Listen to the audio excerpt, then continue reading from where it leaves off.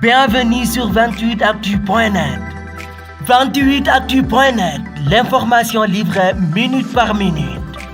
yéen kaay yeeg Mamadou Mouhamed Ndiaye. jërë ngeen jëf pënd bi wureegul ci manifestation yi fi woon keroog àjjuma ubbi l'observateur ñi nga xam ne yoon dalee na tegoon loxo bés fukki fan ak juróom-ñaar ci weeru juin yéenekaay bi nee nañu am na ci ñoom fukki yoo xam ne bu ñu amul ak ñaan mbaa ñu am sens dëgg ci kaso bi la ñuy dee prison à vie di kaso ngiru dund mi ngi leen di yot fukk la ñu yu taxawaloon seenu groupe tuddee groupe force spéciale mu di Ousmane Seck chargé massification bu parti Pastef di Abdoul Aziz Niane Bouna Ba Pape Mamadou Seck François Mancabou ñu gën koo xam ci Vieux Gradé Mor Gueye Babacar Ndaw Abdoulaye Ndiaye Assane Dramé ak Ibrahima Diédhiou waa police yi leen jàpp ñoo xam le ne li ñu bëggoon mooy ca bésub manifestation ba ñu dem songi centrale électrique ba ca Cap des Biches yàqit bépp entreprise bu nekk ci réew mi te réewum France am ca wàll am na it ay kilifa yu nekk ci état bi yoo xam ne dañoo tànnoon seeni kër ngir dem fa caxat-caxatee ko ñoom ñooñee L'Obs nee nañu bu ñu moytuwul loi bi ñu fi wote woon ci assemblée nationale ci weeru juin 2021 muy tere wàllu terrorisme ñoo nar a njëkk a ñam li loi bi saf lise ko nañu yàlla ci jàpp waaye am na ñoo xam ne seeni pexe bu sotti woon dinañu gis musiba mbaa bëkkumba ci dëkk bi waa sûreté urbaine teg nañu loxo fukki nit ak lu teg yoo xam ne li ñu bëggoon moo di salfaañi dëkk bi taal ko tuur fi deret ay cocktail molotov ay masque à gaz ay lunettes de protection oculaire ak fumigène lu nekk la ñu fekk ci ñoom ñi leen doon joxub xaalis ngir ñu waajal seen jëf joojee ak ñenn ci ñu organisé woon manifestation yi yéenekaay bi nee nañu teg nañu leen loxo l'observateur jëlaat kàddu gi di ñu wax ne Déthié Fall Ahmed Aïdara Mame Diarra Fam ak yeneen fukki nit yu ñu ne ci sécurité bu Ousmane Sonko la ñu bokk jàpp nañu leen ba mandat dépôt leen jël leen yóbbu ca kaso ba bés bi le jour bind ne mandat dépôt yaa ngi takarnaase ci kaw manifestant yi ñu fi jàppoon concert de mandat dépôt noonee la ko yéenekaay bi tudde source waa xamal ñu ne Déthié Fall Mame Diarra Fam ak Ahmed Aïdara démb la ñu jot seen ticket yi leen yóbbu ca kaso bu Sébi Xotaan bokk ci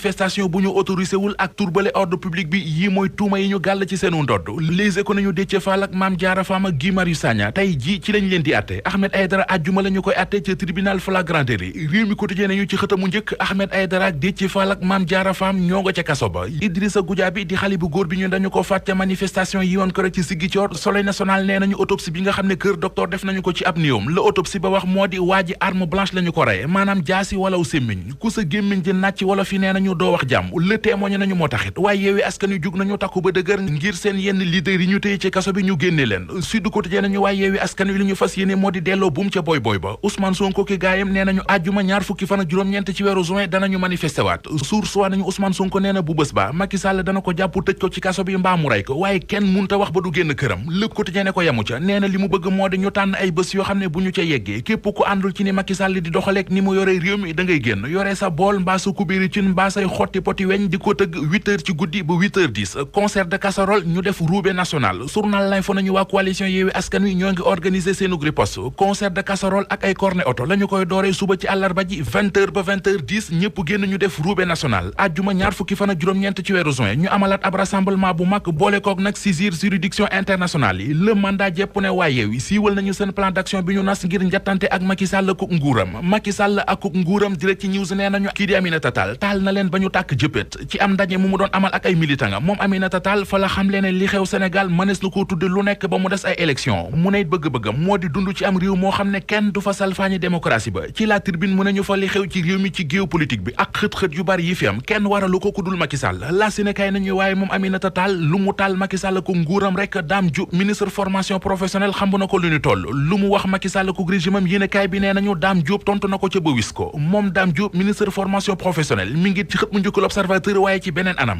bil yéenekaay bi jéego yu am solo yi état bi Sénégal def ci wàllu formation des jeunes yi ca lay wax ji L'Obs nee nañu démb la woon ba ñuy inauguré centre de formation ba ñu tabax ca Goudiri foofee fa la joxe xibaar bi nee na ci fukkeet état bi defar na ñeent fukki centre de formation ak juróom-ñaar ci réew mi équipé ko ak lu toll ci téeméeri milliards ci libération mbirati mu yéemeeti ñaari xale la ñu yéenekaay bi xamal ne dañu leen a enlevé kenn ki ñeenti at la am ci Rufisque fa la ñu ko enlevé ki ci des at ak genn wàll la am moom ci seen biir kër ga ca Pikine fa la ñu ko fekk enlevé ko